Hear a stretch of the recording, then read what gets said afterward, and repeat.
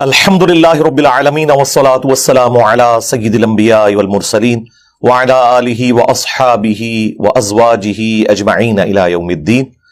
الحمدللہ آج 12 فروری 2023 کو سنڈے کے دن ہمارا یہ پبلک سیشن نمبر 81 انشاءاللہ منعقد ہونے جا رہا ہے۔ آپ کے یہ سوالات پرچوں کی شکل میں ریئل ٹائم میرے پاس آ چکے ہیں، انشاءاللہ ان کو ہم بعد میں ڈسکس کریں گے۔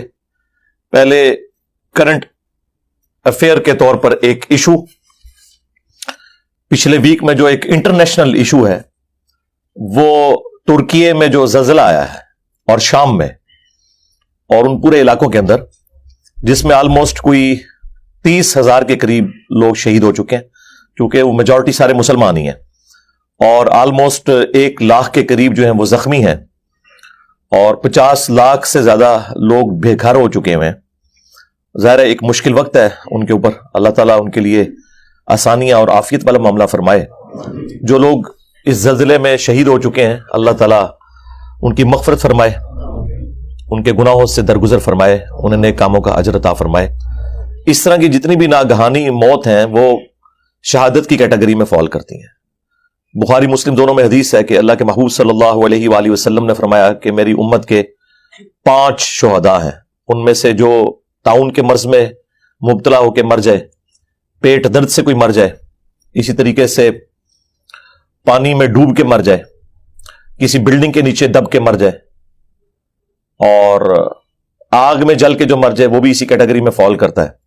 جو اللہ کی راہ کا مسافر ہے وہ تو ہے ہی ہے۔ سنن نسائی میں تو یہاں تک آیا کہ جو عورت ڈیلیوری کے دوران فوت ہو جائے وہ بھی اللہ کے حضور شہید لکھی جائے گی۔ یعنی جتنے بھی کیٹاسٹروفک قسم کی اموات ہے، ایک ایکسیپشن کے ساتھ کہ آپ نیکی کے کام کے لیے جا رہے ہو، یعنی کہ ایک شخص برائی کے لیے جا رہا ہے اور اس کا بحری جہاز ڈوب گیا تو اسے شہید شمار کر لیا جائے گا، یعنی وہ کسی برائی کے ارادے سے نہ نکلا ہو۔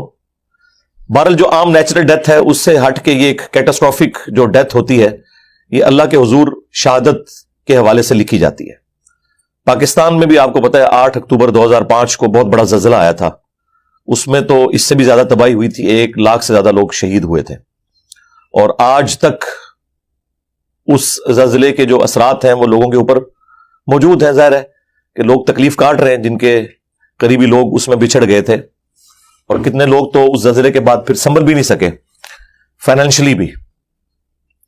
پر یہ جتنی بھی آفات ہیں ان کے اوپر مسلمان کا ایٹیچیوڈ یہ ہونا چاہیے جو قرآن پاک میں اللہ تعالیٰ نے سورۃ البقرہ میں ایک ڈیسٹنی ہماری طے کر دی ہے، وَلَنَبْلُوَنَّكُمْ بِشَيْءٍ مِّنَ الْخَوْفِ وَالْجُوعِ وَنَقْصٍ مِّنَ الْأَمْوَالِ وَالْأَنفُسِ وَالثَّمَرَاتِ، ہم ضرور تمہیں آزمائیں گے، خوف کے ذریعے، بھوک کے ذریعے، جان اور مال میں نقص کے ذریعے۔ اور پھر دیکھیں گے کہ اہل ایمان کا ایٹیچیوڈ کیا ہے، وہ اللہ تعالیٰ نے خود ہی بتا دیا ہے کہ جب بھی انہیں کوئی مصیبت پہنچتی ہے تو وہ کہتے ہیں اِنَّا لِلَّهِ وَإِنَّا إِلَيْهِ رَاجِعُونَ، بے شک ہم بھی اللہ ہی کے لیے ہیں، اسی کی طرف سے آئے ہیں، اسی کی طرف لوٹ جائیں گے۔ تو یہ جو اب مصیبت آئی ہے اس کا بھی اینڈ ہو جانا ہے، یعنی دنیا میں ہر چیز کو موت ہے، مصیبت کو بھی تو موت ہے نا۔ ایٹ لیسٹ مصیبت کو اس دن تو موت آ جانی ہے جس دن انسان خود مر جائے گا۔ اگر کوئی شخص کسی لا علاج مرض کے اندر مبتلا ہے، کینسر کے مرض کے اندر مبتلا ہے، یا اس کے ڈیلیسز ہوتے ہیں، یا اور کوئی ایشو ہے، یہ تکلیف وہ کاٹ رہا ہے، لیکن یہ تکلیف اس دن تک ہے جس دن تک اس کی سانسیں چل رہی ہیں۔ جب وہ مر جائے گا تو تکلیف بھی اس کے ساتھ مر جائے گی۔ یہ اس کا مطلب ہے کہ ہم بھی تو اللہ ہی کی طرف سے آئے تھے، ہمیں بھی اللہ ہی کی طرف لوٹ جانا ہے، یعنی الٹیمیٹلی یہ تکلیف کا انجام وہی ہونا ہے جو ہمارا ہے۔ جب ہم دنیا سے چلے جائیں گے تو خود بخود وہ دنیا کی جو تکلیف ہے وہ ہم سے ختم ہو جائے گی۔ لیکن اصل مصیبت یہ ہے کہ آخرت میں کیا بنا، یہ نہ ہو کہ دنیا بھی برباد اور آخرت بھی برباد، کیونکہ اللہ تعالیٰ نے فرمایا یوم التغابن، آخرت کا جو دن ہے نا، یہ ہار اور جیت کے فیصلے کا دن ہے۔ جیتا وہ جو اس دن اللہ کے حضور کامیاب ہو گیا، ہارا وہ جو اس دن اللہ کے حضور ناکام ہو گیا۔ وَلِعَوْذُ بِاللَّهِ تَعَالَى اللهم احسن عاقبتنا في الامور كلها واجرنا من خزي الدنيا وعذاب الاخره اللهم ربنا آتنا في الدنيا حسنه وفي الاخره حسنه وقنا عذاب النار، آمین۔ تو تکلیف میں مسلمان کا ایٹیچیوڈ یہی ہونا چاہیے۔ اور ایک مجھے ضمناً دعا یاد آ گئی، صحیح مسلم میں ہے، ام سلمہ کہتی ہیں کہ جب میرے خامن فوت ہوئے ابو سلمہ بڑے نیک صحابی تھے. تو وہ کہتی ہیں میں بڑی تکلیف میں تھی اور اس تکلیف کے عالم میں مجھے رسول اللہ صلی اللہ علیہ وآلہ وسلم کی تعلیم کردہ ایک دعا یاد آ گئی کہ اللہ کے محبوب صلی اللہ علیہ وآلہ وسلم نے فرمایا تھا کہ جو کوئی شخص مصیبت اور پریشانی میں یہ دعا مانگ لے تو اللہ تعالیٰ اسے اس غم میں بہتر نعم البدل عطا فرما دیتا ہے. دعا کے الفاظ بھی اسی طرح ہیں, انا للہ و انا الیہ راجعون. یہ تو وہی حصہ ہو گیا جو سورۃ البقرہ میں آیا. اس کے بعد اگلے الفاظ ہیں اللہم اجرنی فی مصیبتی و اخلف لی خیرا منہا. یہ جھٹکے سے پڑھنا ہے, اللہم اجرنی, کیونکہ آگے حمزہ آ رہا ہے تو میم کو جھٹکے سے پڑھنا ہے. فی مصیبتی و اخلف لی خیرا منہا, اے اللہ اس مصیبت میں مجھے اجر عطا فرما اور مجھے اس سے بہتر نعم البدل عطا فرما دے. ظاہر ہے اللہ تعالیٰ تو نعم البدل عطا فرما سکتا ہے. تو وہ کہتی ہیں کہ یہ دعا تو میں نے پڑھی لیکن میں دل میں سوچتی تھی کہ میرے خامن جیسا تو کوئی رسول اللہ کے ساتھیوں میں ہے ہی نہیں ہے, مجھے اللہ تعالیٰ کس طرح کمپنسیٹ کرے گا. تو وہ کہتی ہیں جب میرے عدت کے دن پورے ہوئے تو رسول اللہ صلی اللہ علیہ وآلہ وسلم نے بنفس نفیس خود پیغام نکاح بھجوا دیا اور وہ ہماری ماں بن گئی, ام المؤمنین سیدہ ام سلمہ سلام اللہ علیہا. اور یہ رسول اللہ کی بیویوں میں سب سے آخر میں فوت ہوئی ہیں 63 ہجری میں, واقعہ کربلا کے بھی بعد. واقعہ کربلا ان کی زندگی میں ہوا, انہی کے بارے میں وہ مسند احمد میں حدیث ہے. انہوں نے کہا تھا کہ عراقیوں پہ اللہ کی لعنت ہو, انہوں نے رسول اللہ کے نواسے کے ساتھ یہ کیا, اللہ تعالیٰ انہیں ذلیل و خوار کرے. تو ام سلمہ اس وقت زندہ تھی اور ام سلمہ ہی کا بیان ہے الموجم الکبیر طبرانی کے اندر کہ میں نے حسین ابن علی کی شہادت پہ جنوں کو نوحہ کرتے ہوئے سنا ہے خود. نوحہ سے مراد آپ یہ پاکستان انڈیا کا نوحہ نہیں, یعنی مصیبت اور پریشانی کے وقت تکلیف کے ساتھ اپنی آواز کو بلند کرنا, لیکن اس میں کوئی چیخ و پکار نہ ہو, کوئی غلوب پر مبنی الفاظ نہ ہو. ویسے ہمارے علماء اہل سنت, حالانکہ یہ نوحہ عربی کا لفظ ہے, وہ ترجمے میں انہوں نے لکھا ہوا ہے کہ میں نے جنوں کے رونے کی آواز سنی. چلیں رونا بھی مان لیں. تو سیدہ ام سلمہ کو اس دعا نے نفع پہنچایا. اس دعا کو میں نے ڈکلیئر کیا ہے کہ مصیبت کی خبر کو خوشی میں بدلنے والی دعا ہے. یہ ظاہر ہے کہ اس وقت تو انسان محسوس کرتا ہے نا, وہ تو سورۃ البقرہ میں اللہ تعالیٰ نے فرمایا کہ قریب ہے کہ جس چیز سے تم کراہت کرتے ہو اس میں تمہارے لیے خیر چھپی ہوئی ہے, اور قریب ہے کہ جس چیز سے تم محبت کرتے ہو اس کے اندر تمہارے لیے شر چھپا ہوا ہے. اللہ جانتا ہے اور تم نہیں جانتے. یہ اسپیسیفکلی تو جہاد اور قتال کے کانٹیکسٹ میں تھی, لیکن یہ جنرل رول ہے کہ بعض اوقات انسان کو وقتی طور پہ کوئی ایک بڑا صدمہ پہنچتا ہے, لیکن الٹیمیٹلی بعد میں آنے والا وقت بتاتا ہے کہ یہ اس کے لیے خیر ہی تھا. مثلا جو لوگ تکلیف میں مبتلا ہو کر اللہ کی طرف آ جاتے ہیں, کسی کا جوان بیٹا فوت ہو گیا, کسی کی ماں فوت ہو گئی, کسی کی بہن فوت ہو گئی, کسی کا بھائی فوت ہو گیا, اس کے بعد وہ اللہ کو سیریس لینا شروع کر دے اور اپنی آخرت بنا لے, تو بظاہر جو وہ تکلیف تھی اس کے لیے ہمیشہ کی کامیابیوں کی نوید بن کے آ گئی.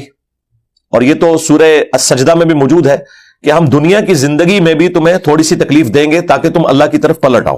یہ اللہ تعالیٰ کا رول ہے. جب سب کچھ ہیپی ہیپی چل رہا ہو نا تو انسان کو خدا کی ضرورت نظر نہیں آ رہی ہوتی. انسان جب تکلیف میں آتا ہے اسی وقت انسان کو محسوس ہوتا ہے کہ اللہ میری ضرورت ہے. تو یہ اللہ تعالیٰ نے دنیا میں تکلیف کا سلسلہ اس لیے رکھا ہے. بہرحال بعض اوقات عذاب الہی بھی ہو سکتا ہے, لیکن آج کی ڈیٹ میں وثوق کے ساتھ تو ہم کسی بھی ایکٹیویٹی کو عذاب سے تعبیر نہیں کر سکتے. ظاہر ایک غیبی خبر ہے, میں بھی عذاب ہو, میں بھی یہ آزمائش ہو. لہذا آج کی ڈیٹ میں جو محتاط رویہ یہی ہے کہ اس قسم کی جتنی بھی تکلیفیں آئیں آپ ان کے لیے یہی کہیں کہ اللہ کی طرف سے آزمائش ہے. ورنہ تو انسان اپنے مخالفین کے لیے سمجھتا ہے کہ ان پہ اللہ کا عذاب آ گیا ہے, اور اپنوں کے لیے سمجھتا ہے کہ یہ آزمائش ہے. میرا خیال ہے کہ یہ سب کچھ آزمائش کی کیٹیگری میں ہی فال کرنے میں عافیت ہے, اور اس سے ہمیں لیسن لرن کرنا چاہیے.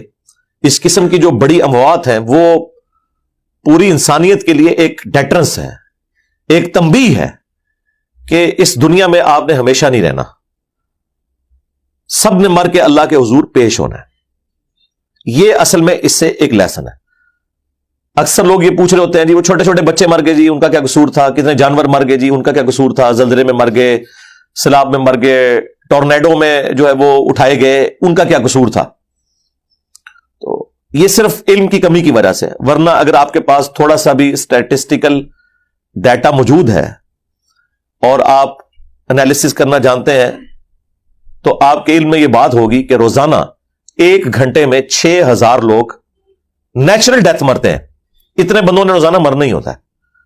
24 گھنٹوں میں 1.5 لاکھ, یعنی ہر 24 گھنٹے میں 1.5 لاکھ لوگ مرتے ہیں. 24 گھنٹے میں 1.5 لاکھ سیکنڈ نہیں ہوتے, 1 لاکھ بھی نہیں ہے سیکنڈ, یعنی ہر سیکنڈ میں آلموسٹ آپ سمجھ لیں 2 بندے مر رہے ہیں. لیکن چونکہ وہ پوری دنیا کے اندر مر رہے ہوتے ہیں, وہ ڈیٹا ایک جگہ اکٹھا نہیں ہوتا. تو اگر 1.5 لاکھ بندہ روزانہ مرتا ہے تو اس میں سے آلموسٹ سمجھ لیں 30 سے 40 ہزار تو مسلمان ہوتے ہیں, کیونکہ دنیا کی جو اوور آل آبادی ہے اس کا 4تھا یا 5واں حصہ تو مسلمان ہے نا. تو اتنے لوگ تو ویسے ہی روزانہ مر جاتے ہیں, لیکن چونکہ سکیٹرڈ فارم میں مرتے ہیں لہذا ہمیں فیل نہیں ہوتا. کبھی کبھار کوئی مسجد سے کسی کی فوتگی کا اعلان سنتے ہیں تو پتہ لگتا ہے کہ اچھا کوئی بندہ مرا, ورنہ روزانہ 1.5 لاکھ بندہ ویسے ہی مر رہا ہے.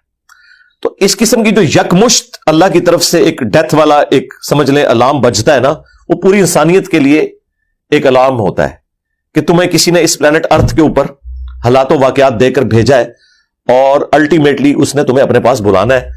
آن دا ڈے آف ججمنٹ تمہیں اللہ کے حضور اکاؤنٹیبل ہونا ہے, تو سدھر جاؤ. میں اکثر کہتا ہوں کہ ایک گلی میں ہونے والی ٹریجک ڈیتھ ایک محلے کے لیے عبرت ہے, ایک محلے میں زیادہ ڈیتھس اس سٹی کے لیے عبرت ہے, ایک سٹی کے اندر بڑا حادثہ جو ہے وہ ایک پورے صوبے کے لیے, اور ایک صوبے میں ہونے والا حادثہ ایک ملک کے لیے, اور ایک ملک میں بڑا ہونے والا حادثہ جس طرح کہ ترکیے میں ہوا, شام میں ہوا, یہ پوری دنیا کے لیے ایک اللہ تعالیٰ کی طرف سے الارم ہے کہ لوگ اللہ کی طرف پلٹ آئیں. باقی اللہ نے تو اپنی ڈیسٹنی میں پہلے ہی مقرر کیا ہوا ہے کہ جو بھی تکلیف ہے وہ اس نے اپنے ٹائم کے اوپر بھیجنی ہے, وہ نہ آگے ہو سکتی ہے نہ پیچھے. اس حوالے سے یہ جو تکلیف کا سلسلہ ڈیسٹنی اور تقدیر کے ساتھ جڑا ہوا ہے, سورۃ الحدید میں اللہ تعالیٰ نے اس ٹاپک کو بڑا کھول کر بیان کیا, اور اس انداز میں قرآن کی کسی اور سورت میں اس ٹاپک کو بیان نہیں کیا گیا. یہ سمجھ لیں اس کی ایپیکس ہے. آیت نمبر 22 اور 23, سورت نمبر 57 ہے سورۃ الحدید, اور آیت نمبر ہے 22. اعوذ باللہ من الشیطان الرجیم, بسم اللہ الرحمن الرحیم. ما اصاب من مصیبت فی الارض, کوئی بھی مصیبت نہیں کہ جو زمین میں نازل ہو, یعنی پوری زمین کے اوپر جتنے بڑے بڑے مصائب آتے ہیں, خواہ وہ زلزلے کی شکل میں ہو, سیلاب کی شکل میں ہو, ٹورنیڈوز کی شکل میں ہو, کوئی وبائی مرض پھیل جاتا ہے, اس قسم کی جتنی تکلیف پوری زمین میں آتی ہیں. ولا فی انفسکم, اور نہ کوئی مصیبت کہ جو تمہاری جان پر ٹوٹتی ہے, وہ انسان پہ تکلیف بیماری کی شکل میں بھی آ سکتی ہے, پریشانی کی شکل میں بھی آ سکتی ہے, کسی قریبی کے ڈیتھ کی شکل میں بھی آ سکتی ہے. الا فی کتاب من قبل ان نبرأها, مگر یہ کہ وہ اللہ تعالیٰ نے اپنی ہارڈ ڈسک میں لوح محفوظ میں پہلے ہی لکھ لی ہے, اس سے پہلے کہ اللہ تعالیٰ اس مصیبت کو زمین والوں پر یا کسی انڈیویجول کے اوپر بھیجے. کیوں پہلے لکھ لی ہے, اس کی حکمت بتا دی. ان ذلک علی اللہ یسیر, پہلی بات تو یہ کلیئر کر دی کہ یہ اللہ کے اوپر بہت آسان ہے. ویسے تو ان امیجنیبل چیز ہے کہ دنیا میں اربوں انسان ہے, اور انسان تو ایک سپیشی ہے, اس کے علاوہ 20 لاکھ سے زیادہ سپیشیز پلانٹ ارتھ کے اوپر موجود ہے, اور پھر ہر سپیشی کی آبادی جو ہے بلینز میں ہے. سب پہ تکلیفیں جو آتی ہیں وہ اللہ تعالیٰ نے لوح محفوظ میں لکھی ہوئی ہیں, اور اللہ تعالیٰ ہمارا یہ ہمارے لیے آسان ہے. تم تو اسے امیجن نہیں کر سکتے کہ مستقبل میں ایک ہونے والے واقعے کو پہلے کیسے اللہ تعالیٰ جانتا ہے. یہ اللہ کا کامل علم ہے. سورۃ الانعام میں تو اللہ تعالیٰ نے یہاں تک فرمایا کہ کوئی پتا بھی کسی خشکی کی جگہ پر یا سمندر میں ٹوٹے کسی درخت سے, یا زمین کی گہرائیوں میں کوئی دانہ پھوٹتا ہے, مگر یہ کہ وہ اللہ کے علم سے, اور اللہ نے پہلے ہی لوح محفوظ میں یہ لکھ لیا ہوا ہے. یہ اللہ کا علم اتنا کامل ہے. لِكَيْ لَا تَأْسَوْا عَلَى مَا فَاتَكُمْ, یہ اس لیے کہ مت کفے افسوس ملو اس بات پر جو تم سے جاتی رہی. کوئی تکلیف آئی, کوئی نعمت چھن گئی تو اس پہ افسوس نہ کرو. वला तफरहू बिमा आताकुम, और ना शेखी बिगाड़ो उस नेमत के ऊपर जो अल्लाह ताला तुम्हें देता है। वल्लाहु ला युहिब्बु कुल्ला मुख्तारिन फखूर, और अल्लाह ताला को ये जितने शेखी बिगाड़ने वाले हैं, इतराते फिरते हैं, ये पसंद नहीं है। तो अल्लाह ताला हमने पहले ही लोहे महफूज में ये लिख लिया ताकि तुम्हें इसका गम ना हो, ये तुम्हारा मुकद्दर थी। तकदीर कभी टलती नहीं है, ये ज़हन में रखिएगा। तकदीर जो अल्लाह ताला की तरफ से आपके लिए तय है वो कभी टलनी नहीं है। सिर्फ वही तकदीर टलती है जिसके बारे में तकदीर में ही पहले लिखा हुआ है कि इस तकदीर के अगेंस्ट वो मुझसे दुआ करेगा और ये तकलीफ मैं उससे टाल दूंगा। हर तकलीफ नहीं टलती जनाब, ये ज़हन में रखिएगा। वही तकलीफ टलेगी जो अल्लाह ताला ने मुकद्दर में किया है कि हां इसको मैं टाल दूंगा, लेकिन कुछ तकलीफ ऐसी हैं जो अल्लाह ने आपकी नहीं टालनी, क्योंकि उसके जरिए अल्लाह ताला ने आपको आजमाना है। बुखारी मुस्लिम दोनों में हदीस है कि इंसान को जो भी तकलीफ पहुंचती है, दुख, दर्द, अंदेशा, हत्ता कि उसके पांव में कांटा भी चुभ जाए, तो इसके अगेंस्ट भी अल्लाह ताला उसके गुनाहों को माफ कर देता है। और जामिया तिर्मिज़ी के अंदर एक बड़ी जबरदस्त हदीस है, और अल मुस्तदरक लिल हाकिम में इमाम हाकिम ने हजरत अबू ज़र गिफारी के चैप्टर के ऊपर यह हदीस लिखी है, क्योंकि हजरत अबू ज़र गिफारी की जिंदगी जो है वो गमों से इबारत थी। तो उन्होंने हजरत अबू ज़र गिफारी का जो चैप्टर बंद है ना, उसका आगाज इस हदीस से किया है जो तिर्मिज़ी में मौजूद है कि अल्लाह ताला सबसे ज्यादा आजमाइशें और तकलीफ अपने अंबिया पर डालता है, उसके बाद उन पर डालता है जो अंबिया के बाद अल्लाह ताला को सबसे बढ़कर महबूब होते हैं। अच्छा, उसमें जिक्र सहाबा अहले बैत का नहीं, जो भी अल्लाह ताला को उसके बाद महबूब है, और फिर उसके बाद उन पर जो उनके बाद बढ़कर महबूब होते हैं। हत्ता कि इंसान तकलीफें झेलता रहता है और जब दुनिया से उठाया जाता है तो बिल्कुल पाको साफ होकर उठता है। ये बाजुकात इतने बड़े बड़े लोगों को जो तकलीफ से गुजरना पड़ता है, बास के लिए तो उनकी गलतियों का वो कफारा बन जाती है तकलीफ, और बास के लिए उनके दर्जात बुलंद होने का सबब बन जाती हैं। तो ये अल्लाह ताला ने एक सिलसिला तकलीफ वाला रखा हुआ है जी, इससे तो जान नहीं छूटने वाली। लेकिन वही बात है कि हमारा एटीट्यूड यह है कि इन्ना लिल्लाहि व इन्ना इलैहि राजिऊन, अल्लाहुम्मा जुरनी फी मुसीबती व अखलिफ ली खैरम मिनहा। ये एटीट्यूड हमारा होना चाहिए, अदरवाइज तो आप कूड़ कूड़ के मर जाएंगे। दुनिया तो फिर गमों से इबारत है। ये अल्लाह ताला ने हर शख्स की जिंदगी में मुख्तलिफ गम रखे हुए हैं, ठीक है, और वो गम उसे आने हैं। तकदीर में इस किस्म की जो चीजें हैं वो टलती नहीं है। हां, कुछ चीजें जो अल्लाह ताला दुआ की बरकत से टाल देता है। बुखारी मुस्लिम में हदीस है कि जो शख्स ये चाहता है कि उसकी उम्र दराज कर दी जाए और उसके रिस्क में इजाफा कर दिया जाए। अब ये दो बड़ी चीजें हैं, रिस्क में हर चीज है, सिर्फ मालो दौलत नहीं, अच्छी सेहत भी रिस्क है, अच्छी औलाद भी रिस्क है, अल्लाह की हर नेमत रिस्क है। तो जो चाहता है कि उसकी उम्र बढ़ा दी जाए, यानी उसमें बरकत कर दी जाए, या उसके रिस्क में इजाफा कर दिया जाए, तो वो अपने रिश्तेदारों के साथ हुस्न सलूक करे। काम बड़ा मुश्किल है। तावीज धागे तो लोग रिश्तेदारों पे करवाते हैं, हुस्न सलूक नहीं करते, बाहर के लोगों के साथ करते हैं, क्योंकि जेलसी फैक्टर होते ही रिश्तेदारों में। शरीका होता है ना, वो कहते हैं शरीका है, वो आपके साथ वो चीजें शरीक कर रहे होते हैं, उसको एक कॉमनली, यानी वो चीज जहां पे कॉमन इंटरेस्ट आ जाता है वहां पे फिर जेलसी फैक्टर आ जाता है। इसलिए कहा गया कि जो रिश्तेदारों के साथ हुस्न सलूक, और जाहिर है कि रिश्तेदारों के साथ हुस्न सलूक का मतलब ये तो नहीं है कि सिर्फ दो मीठे बोल ही बोलने हैं, मुराद ये है कि आप फाइनेंशियली उनकी हेल्प करें। और आज के इस पुरफितन दौर के अंदर तो सबसे बड़ा इशू ही जो है वो इकोनॉमी बना हुआ है। तो इस किस्म का आप हुस्न सलूक करें तो अल्लाह ताला आपके रिस्क में भी बरकत और आपकी उम्र में भी बरकत करेगा। तो ये चीज इस बात का सबूत है कि तकदीर में डिसीजन चेंज होते हैं। वो हदीस तो उसूल मुहद्दिसीन पे ज़ईफ है कि सदका जो है वो तकदीर को बदल देता है या मुसीबत को टाल देता है, लेकिन उसको ये सपोर्टिव ये हदीस हो जाती है बुखारी मुस्लिम की कि अगर कोई शख्स चाहता है कि उसके रिस्क में बरकत कर दी जाए या उसकी उम्र दराज कर दी जाए, तो वो अपने रिश्तेदारों के साथ हुस्न सलूक करे, तो इंशाअल्लाह ताला उसके लिए अल्लाह ताला आसानी वाला मामला करेगा। बाकी दुआ के हवाले से कभी भी बेनियाजी नहीं होनी चाहिए। अल्लाह ताला नाराज होता है जो लोग अल्लाह से दुआ नहीं करते। कुरान में अल्लाह ताला ने वाज़े फरमाया, क़ाल रब्बुकुम उदऊनी अस्तजिब लकुम, तुम्हारे रब ने यह हुक्म फरमाया है कि ऐ मेरे बंदो मुझसे मांगो, मैं तुम्हारी दुआ को कबूल करूंगा।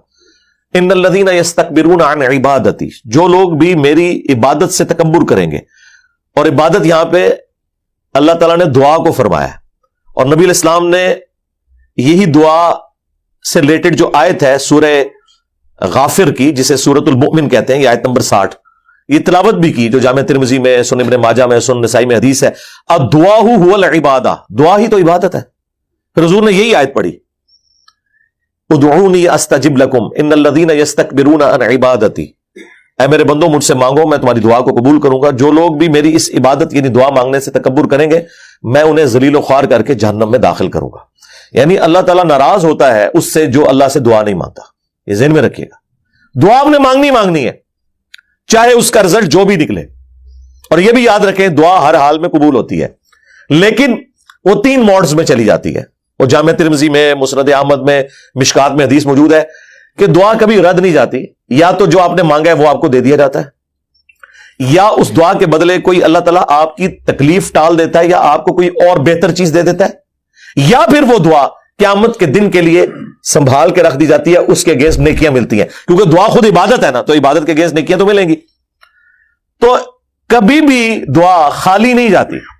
ہاں، اس لیے دعاؤں سے اپنے آپ کو بے نیاز نہیں کرنا چاہیے، اللہ تعالیٰ کی ناراضگی کا سبب ہے جو شخص دعا سے کنی کتراتا ہے۔ اس لیے دیکھیں کہ ہمارے پروفٹ صلی اللہ علیہ وآلہ وسلم کی پوری مبارک زندگی سینٹرڈ اراؤنڈ گاڈ ہے، کسی موقع پر کوئی دعا نہیں چھوڑی۔ ٹوائلٹ میں بھی گئے ہیں نا تو بخاری میں آتا ہے اللہم انی اعوذ بک من الخبث والخبائث، ہاں، ٹوائلٹ سے باہر نکلے ہیں تو غفرانک، مسجد میں داخل ہوئے ہیں تو دعا، مسجد سے نکلے ہیں تو دعا، ہر موقع کے اوپر اللہ تعالیٰ کو یاد رکھا ہے تاکہ آپ کا ایک تعلق اللہ تعالیٰ کے ساتھ بنا رہے۔ تو دعاؤں سے اپنے آپ کو کبھی بے نیاز نہیں کرنا، یہ دعا ہماری ضرورت بھی ہے اور اللہ تعالیٰ کی طرف سے حکم ہے، اور ایسا حکم ہے کہ سورۃ البقرہ کی جو آیت نمبر 186 ہے، سورۃ البقرہ میں اللہ تعالیٰ نے کیا ارشاد فرمایا، وَإِذَا سَأَلَكَ عِبَادِي عَنِّي فَإِنِّي قَرِيبٌ، اور اے میرے محبوب صلی اللہ علیہ وآلہ وسلم جب میرے بندے آپ سے میرے بارے میں پوچھتے ہیں نا تو آپ فرمائیے کہ میں تمہارے بالکل قریب ہوں، اجیب الدعوۃ الداعی اذا دعان، ہر پکارنے والے کی پکار کو سنتا ہوں جب وہ مجھے پکارتا ہے، لیکن فَلْيَسْتَجِيبُوا لِي وَلْيُؤْمِنُوا بِي لَعَلَّهُمْ يَرْشُدُونَ، انہیں بھی چاہیے کہ وہ میرا حکم مانے اور مجھ پر ایمان لائیں جیسا کہ ایمان لانے کا حق ہے، تاکہ یہ رشد و ہدایت پا سکے۔ یہ ون وے ٹریفک نہیں ہے، لیکن یہاں پہ اللہ تعالیٰ نے فرمایا کہ میرے اور میرے بندوں کے درمیان کوئی اور واسطہ نہیں ہے، ڈائریکٹ مجھ سے دعا مانگے۔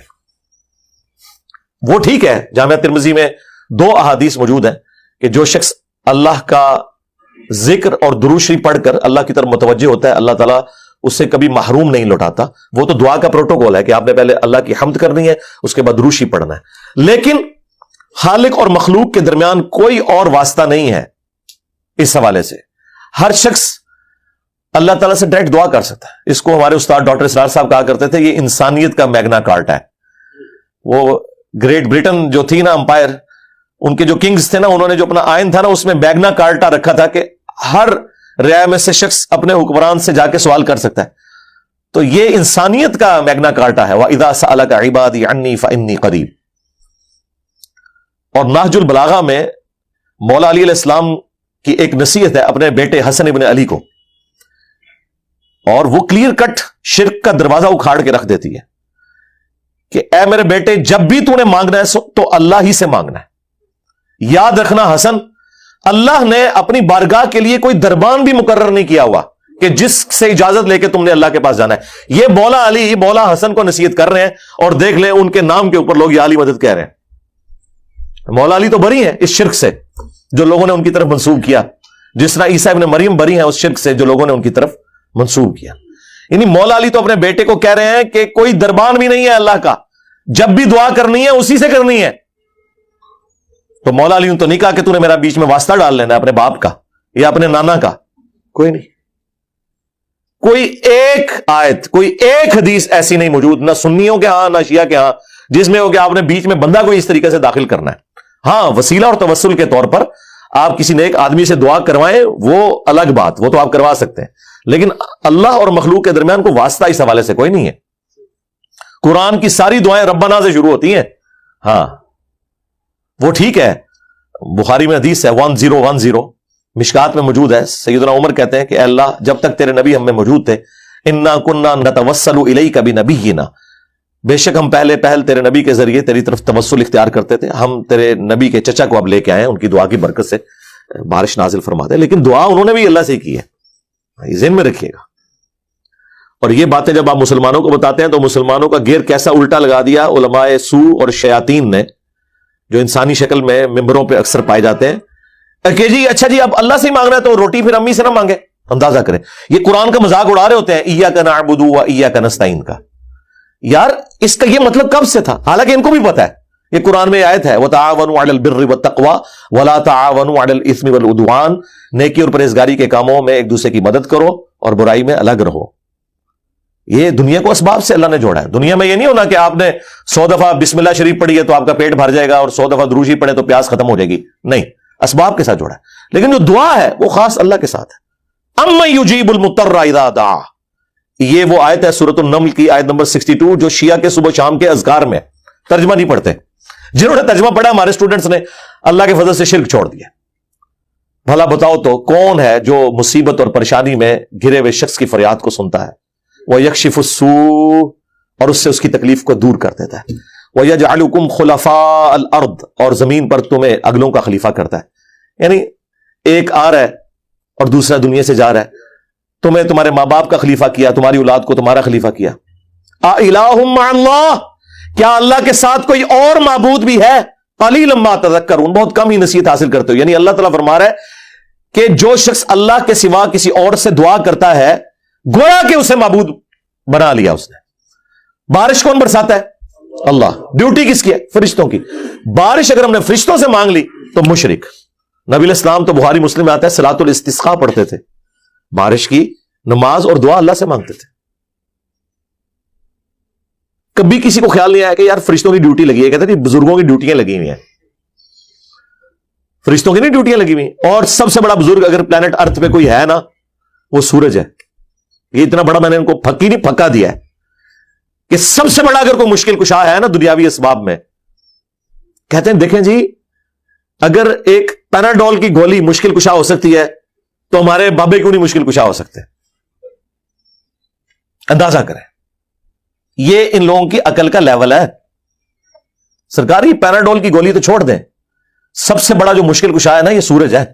सूरज अगर ना हो तो ना जमीन के ऊपर मौसम बदले, ना हवाएं चलें, ना बारिश हो, ना हमारी फसलें पक कर तैयार हो। इट मीन्स कि दुनिया पे कोई भी जानदार जिंदा नहीं रह सकता अगर सूरज ना हो। तो क्या हम सूरज को पुकारते हैं? कभी किसी को वाम भी आया कि सूरज को पुकारना है? तो सपोज अगर किसी की ड्यूटी भी लगी हुई हो तो आपने उसको पुकारना तो नहीं है, पुकारना तो आपने अल्लाह को है। यह एक मुसलमान का बुनियादी अकीदा है जो उसे मरते दम तक समझाना पड़ता है और बड़ी शर्म आती है। उसकी वजह यह कि कुरान चूंकि इन्होंने पढ़ा नहीं है तो फिर गलत चीजें मंसूब करेंगे अपने बुजुर्गों की तरफ, बाबों की तरफ। और तौहीद के बगैर तो ना आपकी मोहब्बत रसूल आपके काम आनी है, ना मोहब्बत अहले बैत ने कोई नफा देना है, ना आपका इश्क सहाबा किसी काम का है अगर आपने तौहीद को मजबूती से नहीं पकड़ा। इस कायनात की तख्लीक का मकसद ही अकीदा तौहीद है, अल्लाह की पहचान है। बिल्कुल, अगर ये नहीं है तो बाकी सारी चीजें खत्म है। अंबिया दुनिया में किस लिए आए हैं? वैसे तो फखरिया बताया जाता है कि जी वो हजरत हुसैन इब्ने अली जो है वो करबला में भी नमाज पढ़ रहे थे। अच्छा, तो आपने 10 मुहर्रम को नमाज नहीं पढ़नी, बाकी सारे काम करने। जी मौला अली भी फजर की नमाज के लिए जा रहे थे तो शहीद हुए, तो मौला अली के गम में आंसू तो बहाने, लेकिन जिस नमाज के लिए वो जा रहे थे वो नहीं पढ़नी। तो ये कौन सा इश्क अहले बैत है? ये कौन सा इश्क रसूल है कि आप उन तालीमात को छोड़कर अपने बाबों और फिरकों के बुजुर्गों की बताई हुई तालीमात के पीछे चलना शुरू करते हैं? तो बात शुरू हुई थी वो तुर्की के जल्जले से। ज़ाहिर है दिल तो दुखता है हमारा। बुखारी मुस्लिम दोनों में हदीस है, अल्लाह के महबूब सल्लल्लाहु अलैहि वसल्लम ने फरमाया कि तमाम दुनिया में जितने भी मुसलमान हैं वो एक जिस्म की मानंद है। बाहमी उखुवत में, भाईचारे में, मोहब्बत के अंदर अगर जिस्म के किसी एक हिस्से को तकलीफ हो तो पूरा जिस्म उस तकलीफ को महसूस करता है। और मुस्लिम शरीफ में तो यहां तक अल्फाज हैं कि अगर आंख में तकलीफ होती है तो पूरा जिस्म रात काट के गुजारता है। यानी ज़ाहिर है कि अल्लाह ताला ने एक नेचुरल इस तरह का रखा है। ये हमारे ईमान का एक तकाजा भी है ना जी, कि हम बुखारी मुस्लिम में हदीस है اللہ کے محبوب صلی اللہ علیہ وآلہ وسلم نے فرمایا کہ مومن وہ ہے کہ جو اپنے لیے پسند کرتا ہے وہی اپنے بھائی کے لیے پسند کرے. تو ہم کبھی بھی اپنے لیے نہیں پسند کرتے کہ ہماری فیملی اس طریقے سے روڈوں پہ آ جائے ایک تکلیف کی وجہ سے, لیکن ظاہر ہے ایک تکلیف سے وہ گزر رہے ہیں. ہمیں اپنے اینڈ پہ ان کے لیے دعا بھی کرنی چاہیے, اور جو لوگ صاحب ثروت ہیں ان کا کام ہے کہ جو این جی اوز ایمانداری کے ساتھ اس حوالے سے کام کر رہی ہیں, جس طرح جماعت اسلامی کی الخدمت فاؤنڈیشن پوری دنیا میں جہاں کہیں بھی مسلمانوں پہ برا وقت آتا ہے, چاہے برما کے مسلمانوں پہ, کشمیر کے مسلمانوں پہ, شام میں, عراق کے اندر, اور ابھی اس حوالے سے بھی ان کی ایڈورٹیزمنٹ چلنا شروع ہو گئی ہیں ٹی وی چینلز کے اوپر, شام اور ترکیے کے حوالے سے. تو ان لوگوں کو آپ اس حوالے سے سپورٹ کریں تاکہ آپ کا جو دیا ہوا مال ہے وہ اللہ کی راہ میں صحیح جگہ پہ لگ جائے. زکوٰۃ میں سے دیں اور ردی مال نہ بھجوائیں, زکوٰۃ میں سے نکالیں, اور اگر کسی کی زکوٰۃ ختم ہو گئی ہے تو وہ اگلے سال کی ایڈوانس بھی نکال کے دے سکتا ہے. تو جو لوگ دے سکتے ہیں وہ ضرور دیں, اس میں پیچھے نہ ہٹیں. دعاؤں میں تو ہم نے یاد رکھنا ہی ہے, وہ تو ایک مسلمان کا حق ہے کہ دوسرے کو یاد رکھے. وہ تو مسلم شریف میں بڑی زبردست حدیث ہے کہ جو شخص اپنے بھائی کی غیر موجودگی میں اس کے لیے دعا کرتا ہے نا, تو اللہ تعالیٰ ایک فرشتہ مقرر کر دیتا ہے جو اس کی دعا پہ آمین بھی کہتا ہے اور کہتا ہے یا اللہ جو کچھ یہ اپنے بھائی کے لیے مانگ رہا ہے نا تو بھی اس کو یہی کچھ عطا کر دے. تو دعا کرنے میں ہمارے اپنے لیے بھی ایک فائدہ ہے, وہ ہمیں دعا کرنی چاہیے. اینڈ پہ میں دوبارہ سے دعا کروں گا ان تمام لوگوں کے لیے جو اس میں شہید ہوئے کہ اللہ تعالیٰ ان کی مغفرت فرمائے, اور جو اس میں زخمی ہے جلد از جلد اللہ تعالیٰ انہیں شفا دے, اور جو لواحقین ہیں انہیں اس تکلیف پر صبر دے, اس صبر کے اوپر اجر عظیم عطا فرمائے. صلو علی محمد و آل محمد, اللہم صلی علی محمد وعلی آل محمد واصحاب محمد وازواج محمد اجمعین الی یوم الدین, آمین.